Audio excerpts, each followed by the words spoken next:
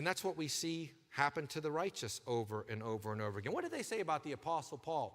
They're turning the world upside down. Everywhere they go, there are riots.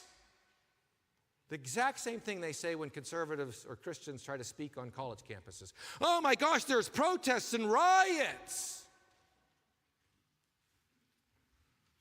Listen to what happened to the Apostle Paul in just one place, and there are many, in Acts 17. When he decides to go to the very cosmopolitan Athens, my goodness, they're so sophisticated there. In Acts 17, verses 4 through 6, some of the men were persuaded, as Paul reasoned, demonstrated the scriptures, Christ raised from the dead. Some of them were persuaded, a great multitude of devout Greeks, and not a few of the leading women joined Paul and Silas. But the Jews who were not persuaded became envious. They took some of the evil men from the marketplace, and gathering a mob, we're back to the Ivy League schools now, set all the city in an uproar, and they attacked the house of Jason, and they sought to bring him out to the people. But when they did not find someone, they dragged Jason and the rulers of the city, and they say, these are the ones who've turned the world upside down, and they've come here too.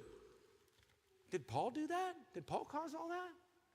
The people who hated the truth caused that, and they blamed it on the people who were telling the truth. Don't fall for that. That's what they always do. That's what they did to Jesus. Jesus was killed as an evildoer. If he were not an evildoer, we would not have brought him to you, Pilate. What's the charge against him? What would Jesus do? He said things, and they played clips of Jesus, isolated, out of context, to try to show he was an evildoer. The Son of Man came eating and drinking, he said. He had a point to make, but they said, oh, he's a glutton and a drunkard. Did you hear him? Glutton and a drunkard. He casts out demons by Beelzebub, the prince of demons. How many times they called him a demon? I think that was their word for Hitler or for Nazi. Because that's as bad as you can get, a demon, right? He's a Samaritan. Oh, there's the racist. He's a Samaritan and has a demon. He's out of his mind. He's crazy. He's not going to pass a test. He's out of his mind. He has a demon and is mad. Why do you listen to him? Why are you doing what is not lawful in the Sabbath? Why are your disciples breaking the Sabbath? Why don't your disciples fast and pray like the Pharisees? The Jews said, will he kill himself? Because he says, where I'm going, you cannot come? He's dangerous. He's violent. Oh, here comes the fascism. We heard this fellow say, I will destroy the temple made with hands, and in 3 days I'll build another without hands. He's going to tear down the temple. He's a fascist. He's a terrorist. That's what they said at his trial. He's a king. He claims to be a king. Didn't he say that?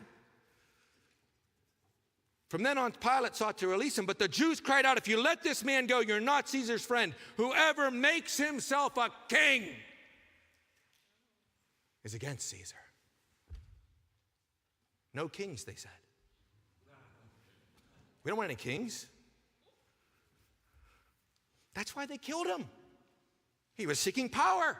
He was violent. He was a glutton, drunkard, Samaritan, racist. That was what they said about Jesus. That's what they do. Look at the fruit. Look at the fruit. Faith is made